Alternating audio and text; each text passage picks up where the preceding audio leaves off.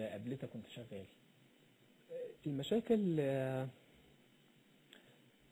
يعني هو المشاكل بالنسبه لي كانت بسيطه، لان انا كنت شغال لوحدي، ولكن كانت مشكله ان انا دماغي يعني فيها كل ده، ان انا معايا السيناريو، وفي نفس الوقت عايز اركز في التمثيل والتصوير يبقى ازاي، واقول مثلا لوالدتي اقفي هنا اقفي هنا، فكل حاجه انت في دماغي. ليه ما شفتش حد من صحابك يبقى معاك في اللعبه دي؟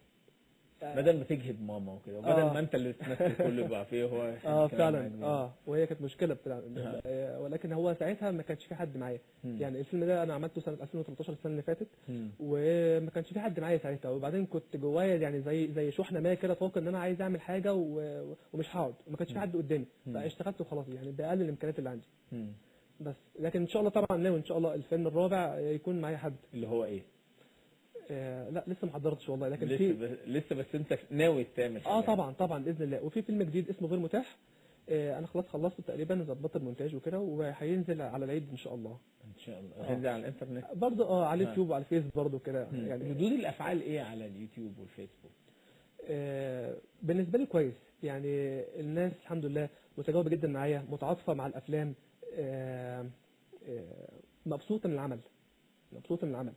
يعني حتى ناس كتيره بتقول لي ده يعتبر يعني اللي هو فيلم سيلفي، بدل الصور السيلفي ده اول فيلم سيلفي اتعمل، يعني اللي هو عامل كل حاجه لوحدك، بتصور نفسك. تمام. بس فلقيت ان يعني الناس كانت متجاوبه جدا مع الافلام. تمام. طيب نشوف جزء تاني من الفيلم ونعود معاكم لبرنامجكم شباب على الهواء. تمام. والتنفيذ امتى؟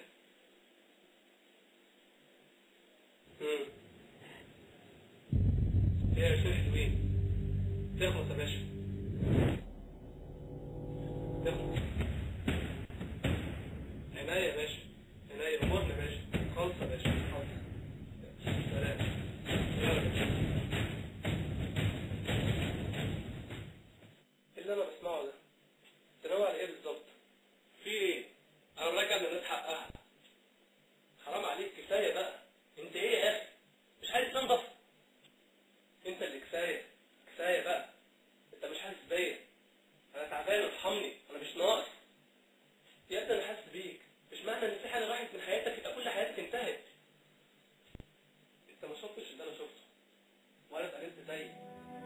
دايما كلامك معايا على ان انا وانت واحد، احنا فعلا سوا، وفعلا شبه بعض، بس من بره انا حاجه وانت حاجه، دماغي غير دماغك، وحياتي غير حياتك، ومستحيل نبقى زي بعض.